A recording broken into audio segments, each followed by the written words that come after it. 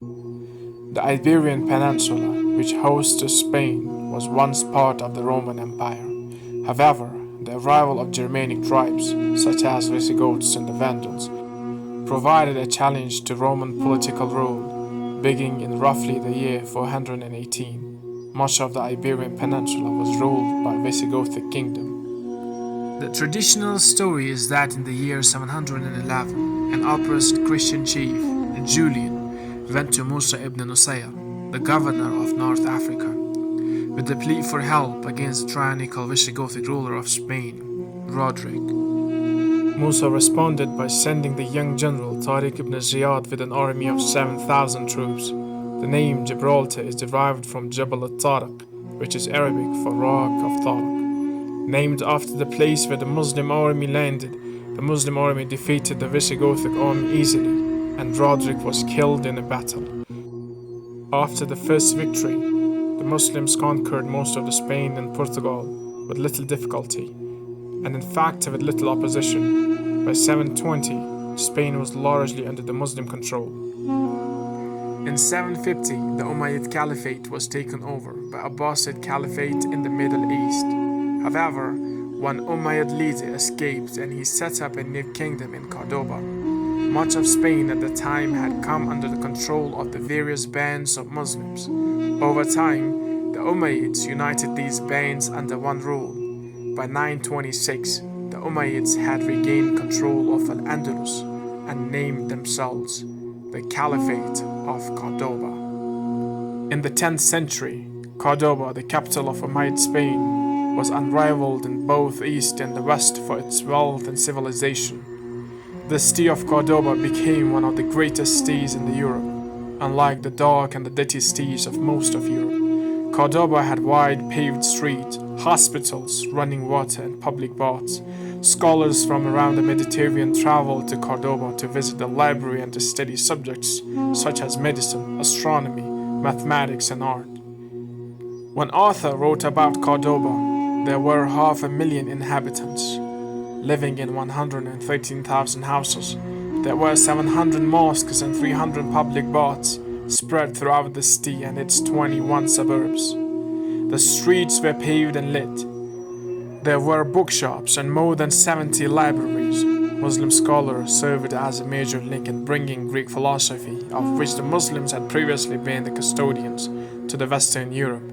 The era also produces most of the significant scholars, poets, musicians, philosophers, historians, and the thinkers of the medieval age. The Andalusian Umayyad Caliphate was the golden age of Al-Andlus in terms of political power. The southern two-thirds of Iberian Peninsula were united under the Caliph in Cordoba, in Arabic, Cordoba, and he was also an important player in the North African affairs. It was the Umayyads who, through skill, cleverness, and occasional ruthlessness, laid the foundations for the splendor of Al-Andlus. Between 1009 and 1031, a series of uprisings and succession of weak rulers together led the dissolution of Umayyad state.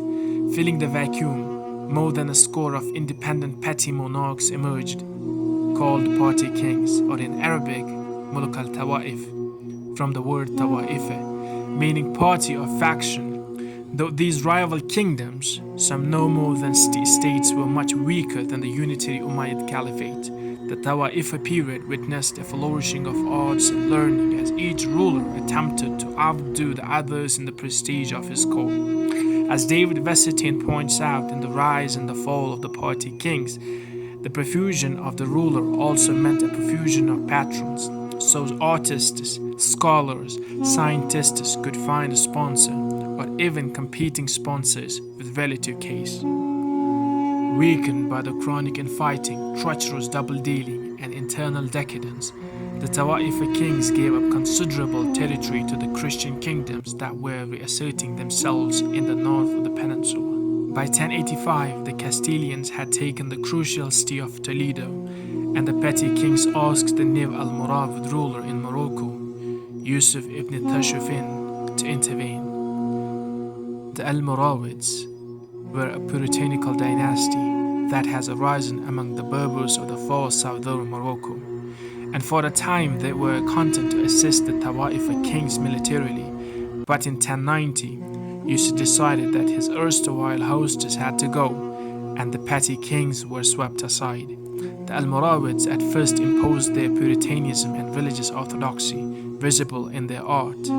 But in the end, though their faith remained pure, they themselves succumbed to the luxury and ease of Al-Andlus.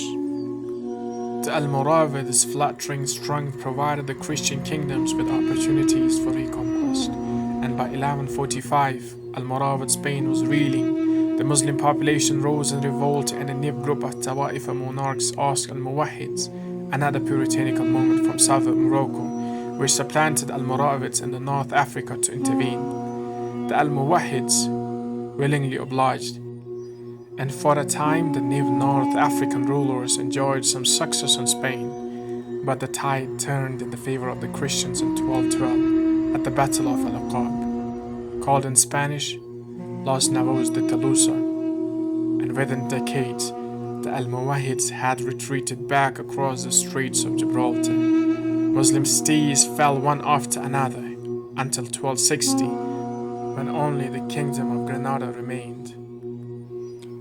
Muslim rule over Al-Andlus came to an end in 1492, with the conclusion of the Reconquista, a century-long campaign by Christian states aimed at recapturing the territories that had previously been taken by the Muslim forces.